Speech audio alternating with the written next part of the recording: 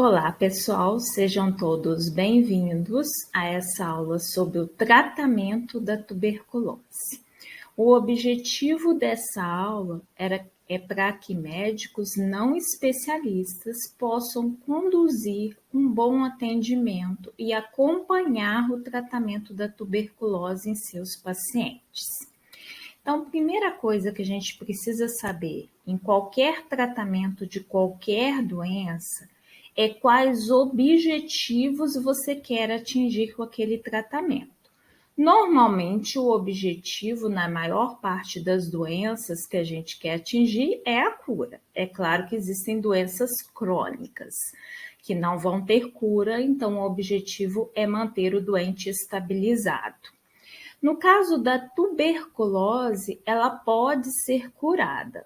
E os objetivos principais do tratamento é que o medicamento tenha atividade bactericida precoce. E o que é isso? É a capacidade de matar bacilos da tuberculose o mais rapidamente possível, tornando então os pacientes não infectantes. Isso barra a cadeia de transmissão da doença. Então, é um objetivo importantíssimo no tratamento. Isso tem que ser atingido rapidamente. Um segundo objetivo é prevenir emergência de bacilos resistentes, ou seja, de bacilos que não tenham resposta ao tratamento. Então, esse é o segundo objetivo do tratamento, que não ocorra esses bacilos. E o terceiro objetivo é a atividade esterilizante, que é a atividade de matar os bacilos por completo. Não ter bacilo latente ali após o tratamento que possa ativar-se novamente e fazer uma recidiva da doença. Então, matar rapidamente bacilos, impedindo cadeia de transmissão, e matar por completo são os objetivos principais, e prevenir emergência de bacilos que sejam resistentes ao tratamento. Esses são os 3 objetivos que você deve querer atingir ao tratar o seu doente para tuberculose. E como é feito esse tratamento? O tratamento ele tem 2 etapas para pacientes adultos e adolescentes acima de 10 anos. Uma etapa que é chamada fase intensiva ou fase de ataque, que é para ter essa atividade bactericida. E uma fase chamada de manutenção, que é a fase para ter aquela atividade esterilizante, tá? Por que a gente separa em 2 etapas o tratamento da tuberculose? Porque a duração do tratamento é diferente nessas 2 etapas e os medicamentos também. Na fase intensiva, nós vamos tratar por 2 meses, é chamada fase de ataque também, lembram-se? É a fase para evitar o quê? Para ter atividade bactericida, matar rapidamente os bacilos, e isso vai barrar a cadeia de transmissão. Então, essa fase intensiva de ataque dura 2 meses e é composta de rifampicina, isoniazida, pirazinamida e etambutol. E a fase de manutenção é a fase que vai fazer atividade esterilizante, ou seja, vai matar por completo os bacilos, impedindo recidiva. E essa fase dura 4 meses e é composta apenas de rifampicina e isoniazida.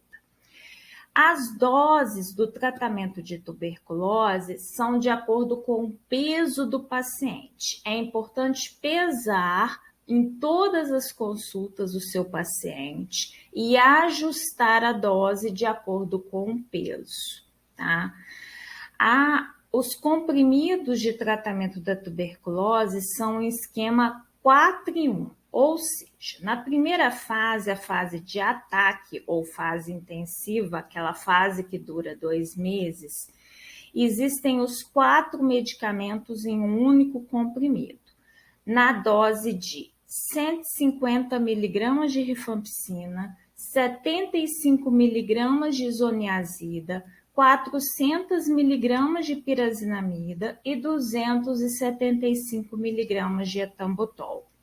E na segunda fase, que é a fase de manutenção, que dura 4 meses, que é onde vai ter aquela atividade esterilizante, é composto do esquema 2 em 1, que é junto no mesmo comprimido a rifampicina e a isoniazida, na dose de 150 miligramas de rifampicina e 75 miligramas de isoniazida, tá?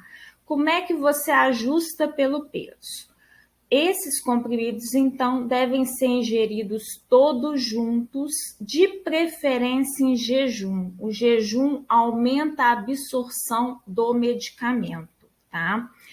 Então, os pacientes de 20 a 35 quilos devem tomar 2 comprimidos, nessa dosagem que eu falei para vocês, de 150 miligramas, 75, 400 e 275, tá? 2 comprimidos.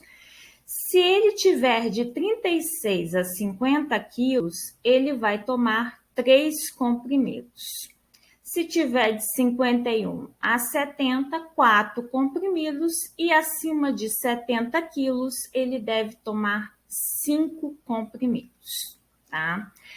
Todos os pacientes, em todas as formas de tuberculose, devem fazer esse esquema básico por 6 meses. Alguns casos pode ser prolongado esse tratamento, de acordo com comorbidades associadas, de acordo com a evolução clínica. E isso, de preferência, deve ser avaliado por médico especialista, o pneumologista ou infectologista, em chamada referência secundária, que são os programas municipais de controle da tuberculose. Paciente com forma meningoencefálica e osteoarticular podem ter o tratamento de 12 meses, tá? É a única exceção ao tempo de tratamento, exceção já de início. Eles fazem 2 meses de fase de ataque e 10 meses de fase de manutenção, tá? Os pacientes com HIV diagnosticado no mesmo momento da tuberculose, eles devem preferencialmente, é mandatório, iniciar primeiro o tratamento da tuberculose, tá? O tratamento da tuberculose tem que ser iniciado o mais rápido possível para pacientes portadores de HIV. E aí, se ele não tinha o diagnóstico de HIV anteriormente, você vai ter que avaliar se ele tem algum sinal clínico de imunodeficiência avançada, que é geralmente diarreia, candidíase, diarreia crônica, né? Ou se você tiver acesso à dosagem de linfócitos TCD4 dele, isso é o ideal. Se tiver abaixo de 50 e ele tiver sinal de imunodeficiência avançada, você inicia a terapia antirretroviral para tratar o HIV depois de 2 semanas do início do tratamento da tuberculose. Em outras situações de HIV, com linfócitos de repente CD4 acima de 50, você só inicia a terapia antirretroviral ao final daquela fase de ataque e início da fase de manutenção, ou seja, após o 2º mês de tratamento da tuberculose. É muito importante não iniciar junto os 2 tratamentos, porque isso aumenta a chance de reações adversas aos 2 tratamentos, tá? Aumenta óbito, aumenta a mortalidade. E iniciar rapidamente o tratamento da tuberculose diminui a chance de óbito entre esses pacientes, tá? Então, isso é uma recomendação para paciente HIV. Outras comorbidades que devem ser ponderadas quando vai iniciar o tratamento da tuberculose. Gestante tem que fazer piridoxina, que é a vitamina B6, associada ao tratamento de tuberculose. Isso na dose de 50 miligramas dia, porque tem risco de toxicidade neurológica pelo uso da isoniazida, toxicidade neurológica no feto, tá? Elas devem tratar por 6 meses mesmo, mas associar a piridoxina. Insuficiência renal. Tem que dosar como está o clearance de creatinina, tá? Se ele tiver abaixo de 30, você deve fazer um ajuste da dosagem do medicamento da tuberculose. Não é para usar diariamente na fase intensiva ou de ataque, tá? Na fase intensiva ou de ataque, você então ajusta a dosagem dos medicamentos da tuberculose em caso de clearance abaixo de 30. Em caso de hepatopatas, você só pode iniciar esse esquema básico desde que ele não seja portador de cirrose hepática e que ele não tenha apresentado icterícia nesse momento inicial. E as enzimas hepáticas devem estar abaixo de 3 vezes o valor normal, se o paciente tiver algum sintoma digestivo, e se ele não tiver nenhum, se for hepatopata, mas não manifestar nenhum sintoma digestivo, a enzima hepática pode estar abaixo de 5 vezes o valor normal, tá?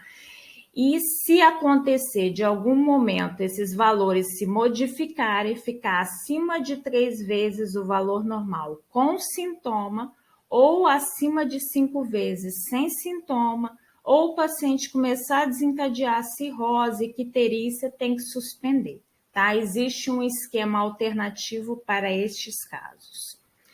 Paciente diabético, é importante monitorar a glicemia e às vezes até fazer troca do diabético que usa o antidiabético oral, fazer troca para insulina durante o tratamento, porque ela controla melhor a glicemia nesses casos, tá? E fazer uso da piridoxina 50 miligramas dia durante todo o tratamento também.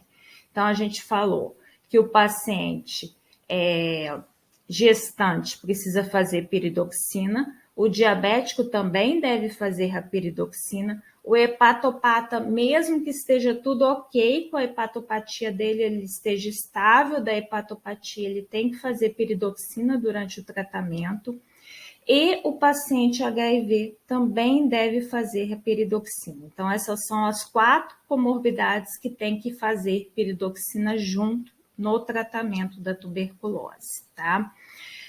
Existe uma recomendação que os pacientes com comorbidades, principalmente essas que eu falei aqui, sejam acompanhados por médico especialista, pneumologista ou infectologista em referência secundária, que são os programas de controle de tuberculose municipais, justamente porque são pacientes de maior risco de complicações, tá? Mas essas são as recomendações em geral, caso você deseje você mesmo manter o acompanhamento destes pacientes. Bom, quais são as reações adversas ao tratamento da tuberculose? Existem reações adversas menores e maiores. As adversas menores não precisa suspender o tratamento da tuberculose, tá? Muitas vezes é manipulada apenas com sintomáticos. Então, a primeira reação adversa menor e a mais comum de acontecer é intolerância digestiva e epigastralgia. Neste caso, você deve reformular o horário da medicação. O que é isso? A gente falou que os medicamentos devem ser ingeridos todos juntos em jejum. Então, no caso do paciente queixar de dor abdominal, de enjoo, vontade de vomitar, você vai colocar os medicamentos 2 horas após o café da manhã. Então, ajusta o horário da medicação. E pode prescrever sintomático para a melhora desse sintoma do paciente e solicite a avaliação da função hepática, porque isso pode sugerir uma hepatopatia que esse paciente está desenvolvendo. E você precisa, então, verificar os valores das enzimas hepáticas para avaliar melhor isso. Suor e urina de cor avermelhada é normal, todos os pacientes vão apresentar isso. Você apenas deve orientar e é importante essa orientação vir até no momento que você fornecer a medicação para o seu paciente. Então, forneceu a medicação, orientou como ele vai tomar os comprimidos, você já orienta que vai acontecer dele ter suor e urina avermelhada. Isso é normal, ele não tem que se preocupar. Prurido e exantema leve, apenas prescrever antihistamínico. Neuropatia periférica, você prescreve a piridoxina, isso pode ocorrer naquelas comorbidades que a gente já relacionou anteriormente e pode acontecer no paciente sem comorbidades. No paciente com comorbidade, você já prescreveu a piridoxina desde o início do tratamento. No paciente que não tem comorbidade e começou a manifestar neuropatia periférica, você prescreve a piridoxina para ele e monitora esse efeito colateral do medicamento. Hiperuricemia, aumento do ácido úrico, você orienta a alimentação deste paciente e avalia se existe indicação para prescrever halopurinol, colchicina, tá?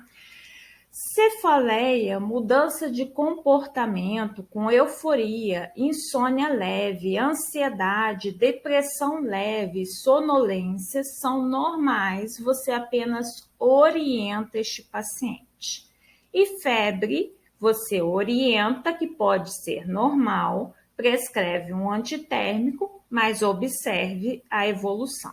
Todas essas reações adversas menores, você deve orientar, prescrever algum sintomático, se for o caso, e observar a evolução. Agora, no caso de reação adversa maior, você deve suspender o tratamento. Essas reações adversas maiores sempre são indicativas para suspender tratamento. E é menor a chance delas acontecerem. O que a gente vê maior frequência no nosso dia a dia, na nossa prática de atendimento, são as reações adversas menores, tá? E é importante, quando você prescrever o medicamento para o paciente, você já orientar quais são os efeitos colaterais mais comuns e o que ele deve fazer nesse caso, porque isso impede que o paciente, de repente, pare o tratamento sem necessidade de ter parado o tratamento, tá? Parar tratamento da tuberculose é muito complicado, porque isso facilita a ocorrência de bacilos resistentes. Isso aumenta a chance de resistência ao tratamento e diminui a chance de cura da doença. Então, quais são as reações adversas maiores? O exantema moderado a grave, você deve suspender e depois que tiver resolvido, reintroduzir droga para descobrir qual dos 4 medicamentos foi o responsável pelo exantema. E aí você vai substituir o medicamento responsável fazendo um esquema alternativo. Todas essas substituições de tratamento para a tuberculose só podem ser feitas com autorização do Estado.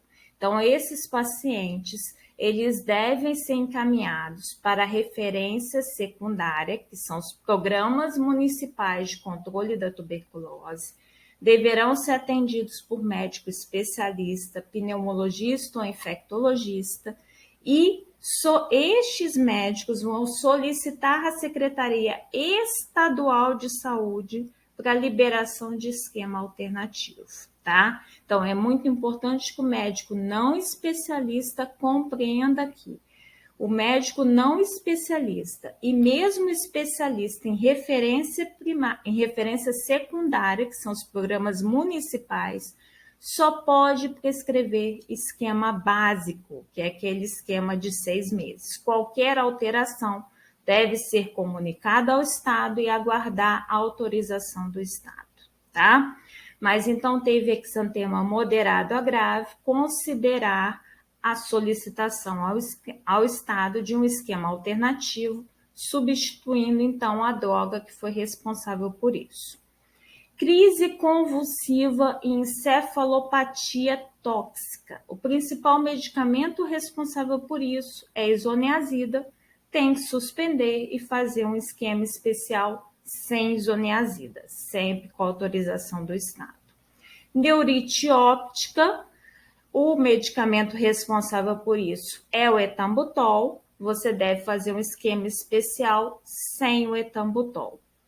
Hepatotoxicidade, suspende até resolver o quadro. Resolveu o quadro, você reintroduz droga, sempre a cada reintrodução você monitorando a função hepática. A ordem de reintrodução é importante que seja rifampicina e etambutol juntos, monitora a função hepática. Isoniazida, monitora a função hepática. Pirazinamida, monitora a função hepática. E depois você vai fazer um esquema especial substituindo a droga que foi responsável pela hepatotoxicidade. Trombocitopenia e vasculite. O medicamento principal, travou, voltou?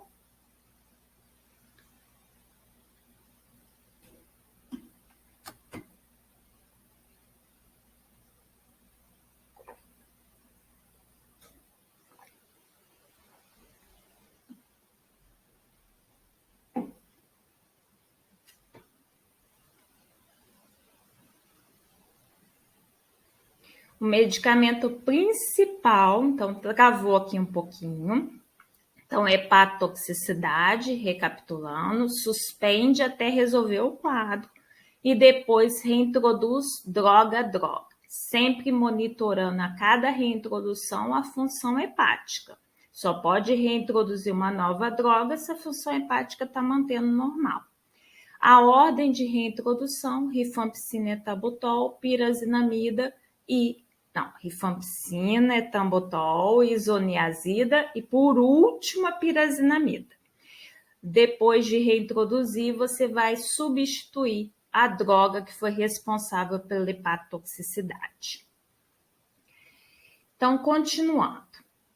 A trombocitopenia, vasculite. A medicação principal responsável por isso é a rifampicina. Você deve suspender o tratamento e iniciar um esquema especial substituindo a rifampicina. Nefrite intersticial também é a rifampicina, o medicamento principal por isso. Suspender e iniciar o esquema especial sem rifampicina. E rabdomiólise com microglobinúria. Embolei pra caramba aqui para falar, mas saiu. E insuficiência renal. O medicamento principal é a pirazinamida. Suspender e iniciar esquema especial com substituição. Em caso de ocorrência dessas reações adversas maiores, sempre encaminhar para os programas municipais de controle da tuberculose, porque nestes programas vai ser avaliado, você suspende, porque tem que suspender imediatamente o tratamento e encaminha para o programa municipal, e o programa municipal vai avaliar a necessidade de solicitar esquema especial para o Estado, tá? A reação adversa menor pode ser controlada pelo médico não especialista com orientação e introdução de medicação sintomática para reação adversa menor. E, graças a Deus, as reações adversas menores são as mais comuns. As maiores são pouco comuns, pouco frequentes no dia a dia. Bom, quais são, só para vocês terem conhecimento, os esquemas especiais de substituição? Só lembrando que esses esquemas só são feitos e liberados com autorização da Secretaria Estadual de Saúde e deve sempre passar pela avaliação do médico especialista, pneumologista ou infecto. Se você precisar suspender a rifampicina, é a pior droga para suspender. É a medicação mais importante do tratamento da tuberculose, é a rifampicina e depois dela a isoniazida. Se precisar suspender a rifampicina, por que eu falo que é pior? Porque o tratamento vai passar para 12 meses, tá? Então, de 6 vai durar 1 ano. 2 meses com isoniazida, pirazinamida, etambutol e levofloxacina. Então, a levofloxacina é que entra no lugar da rifampicina. E 10 meses com isoniazida, etambutol e levofloxacina. Então, levofloxacina no lugar da rifampicina, tratamento vai para 12 meses. Se precisar substituir a isoniazida, o tratamento continua com 6 meses, 2 meses de fase intensiva com a levofloxacina no lugar da isoniazida e 4 meses de manutenção com a levofloxacina no lugar da isoniazida, tá? Então, levofloxacina substitui rifampicina, substitui isoniazida. A diferença é que se for substituir a rifampicina, tratamento 12 meses. Se for substituir isoniazida, tratamento 6 meses. Pirazinamida, o tratamento fica o mesmo tratamento apenas com a exclusão da pirazinamida e duração de 9 meses, 2 meses de fase intensiva e 7 meses de fase de manutenção. Se for substituir o etambutol, não precisa fazer nada a não ser excluir o etambutol. Continua 2 meses de fase intensiva, 4 meses de fase de manutenção, 6 meses o total, tá bom? Então, esses são os esquemas especiais quando a gente tem que substituir algum medicamento do esquema básico por alguma reação adversa maior, tá? As consultas para acompanhamento, para você monitorar o tratamento destes pacientes, devem ser sempre mensais, monitorando nessas consultas a adesão, se o paciente está aderindo bem, se ele está usando todas as medicações diariamente, a evolução clínica, se ele está respondendo bem clinicamente ao tratamento, e se ele está tendo alguma reação adversa para você manejar essa reação adversa. Todo paciente com tuberculose deve ser oferecido a ele a oportunidade de realizar um exame de anti-HIV. Mas isso tem que ser oferecido, porque o teste HIV só pode ser solicitado mediante consentimento do paciente. Isso é importante que vocês saibam. Pelo Código de Ética Médica, não é permitido solicitar anti-HIV sem o paciente consentir, sem ele autorizar, tá? Então, você oferece, se ele aceitar, você solicita para ele, tá?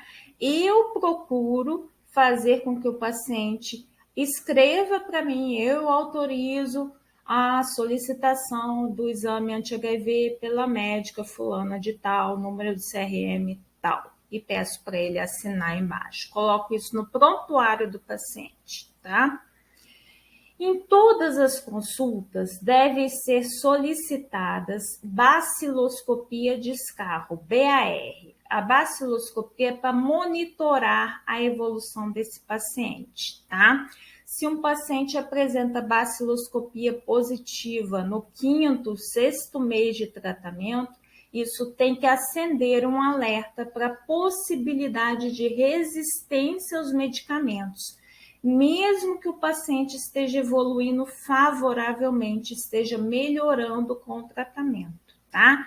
Se suspeitar de resistência, tem que solicitar cultura e teste de sensibilidade aos medicamentos, tá? A radiografia de tórax, ela é indicada a partir do 2º mês, porque antes disso, normalmente não tem melhora radiológica. E para avaliação de alta. e a critério clínico de acordo com o que você julgar necessário. Todos os exames podem ser solicitados de acordo com o critério clínico. Isso aqui que a gente está sugerindo é uma sugestão, uma recomendação e que é o mínimo que deve ser realizado. Hemograma, glicemia, função renal e hepática é importante solicitar no início do tratamento, justamente para você avaliar qual o maior risco de reação adversa, de interação com o medicamento deste paciente, e a critério clínico de acordo com o que o paciente for apresentando. Como eu falei lá atrás, quando eu passei para vocês as doses do tratamento de tuberculose, pesar o paciente em todas as consultas e ajustar a dose dos medicamentos de acordo com o peso é fundamental, porque isso não permite com que ocorra reações adversas do tipo uma hepatotoxicidade por conta de lesão hepática por excesso de dose. Então, sempre ajustar a dose de acordo com o peso do paciente é importante, tá? Resistência. É importante a gente falar da resistência aos medicamentos antituberculose. Essa resistência, ela pode ser primária, o paciente nunca tratou tuberculose e se contaminou, ele contraiu uma tuberculose já resistente por convívio com outros pacientes que tenham tuberculose resistente, tá? Mas isso é pouco menos frequente. É muito mais comum a resistência adquirida, que é aquela adquirida durante o tratamento. O paciente se torna resistente aos medicamentos. E o grande motivo é a falta de adesão. Então, é importantíssimo que em todas as consultas você monitore se o seu paciente está tomando a medicação corretamente, tá? A falta de adesão é a grande causa de resistência e nós sabemos que um paciente resistente aos medicamentos anti-TB, ele terá muita dificuldade de curar a sua doença. O melhor tratamento para o paciente com tuberculose é aquele esquema básico, aquele esquema de 6 meses com rifampicina, isoniazida, pirazinamida e etambutol. Este esquema é o que tem maior chance de cura da tuberculose.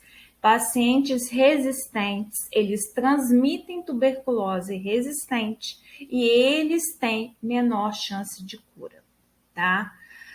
A falha de tratamento. Você deve suspeitar que esse doente está atingindo falha, que ele não vai curar.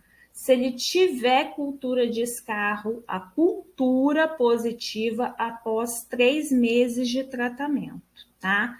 E aí tem que fazer, além da cultura, é claro, sempre que você pede cultura, pedir o teste de sensibilidade, tá?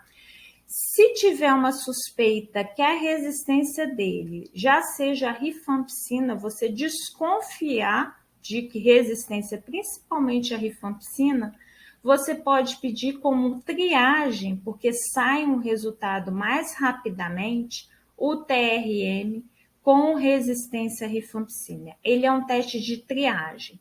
Pedir o TRM com resistência à rifampicina é obrigatório pedir a cultura com teste de sensibilidade. Mas pelo menos se já vier a resistência à rifampicina ali, ele já pode iniciar um esquema para resistência à rifampicina nas unidades que tratam tuberculose resistente, tá? É importantíssimo que a gente tente conversar muito com o doente de tuberculose, assim como em todas as doenças, é claro. Mas esse paciente, ele tem uma doença infecto-contagiosa, ele transmite essa doença para outras pessoas. E se ele tratar corretamente, ele cura a doença dele e barra a cadeia de transmissão. Então, conversar com o paciente sobre a doença, sobre o que ele tem, e orientar que é importante ele usar todos os medicamentos, orientar quais os efeitos colaterais mais comuns, o que ele pode fazer se acontecer esses efeitos e se manter sempre disponível para o paciente. É importante para que este paciente faça o tratamento corretamente. A gente só consegue curar a tuberculose se o paciente tiver a boa adesão ao tratamento, tá? E isso depende, como sempre, da consulta com foco no paciente, com aquele manejo todo focado no melhor para o seu paciente. Você tentando fazer o seu melhor, objetivando que o paciente tenha o melhor atendimento, tá? Então, era isso que eu queria passar para vocês. Espero que essa aula tenha valido muito a pena, tenha acrescentado muito no atendimento de vocês, na prática de vocês, de dia a dia, de consultório, de ambulatório. Um abraço.